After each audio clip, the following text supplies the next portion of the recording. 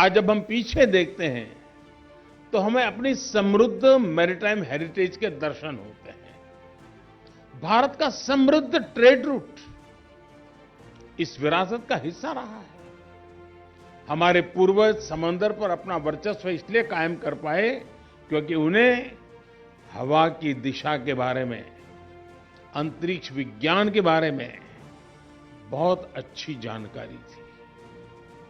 किस ऋतु में हवा की दिशा क्या होगी, कैसे हवा की दिशा के साथ आगे बढ़कर हम पड़ाव पर पहुंच सकते हैं, इसका ज्ञान हमारे पूर्वजों की बहुत बड़ी ताकत थी। देश में ये जानकारी भी बहुत कम लोगों को है कि भारत का डिफेंस सेक्टर आजादी से पहले भी काफी मजबूत हुआ करता था।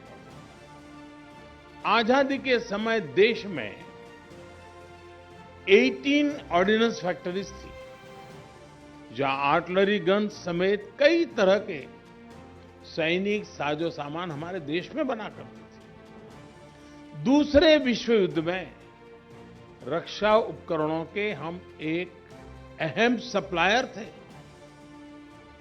हमारे हॉवित्जर तोपों, ईशापुर राइफल फैक्ट्री में बनी मशीन गनों को उस समय श्रेष्ठ माना जाता था।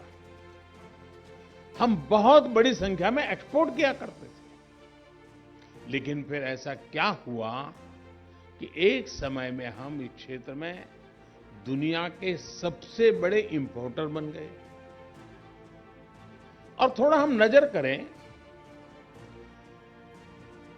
कि प्रथम और द्वितीय विश्व युद्ध ने बहुत विनाश किया। अनेक प्रकार के संकटों से दुनिया के बड़े बड़े देश फंसे पड़े थे, लेकिन उस संकट को भी आपदा को अवसर पर में पलटने का उन्होंने प्रयास किया। और उन्होंने आयुध के निर्माण के अंदर और दुनिया के बड़े मार्केट को कब्जे करने की दिशा में लड़ाई में से वो रास्ता खोजा और स्वयं एक बहुत बड़े निर्माणकर्ता और बहुत बड़े सप्लायर बन गए डिफेंस की दुनिया में। यानी युद्ध झेला, लेकिन उसमें से उन्होंने ये रास्ता भी खोजा।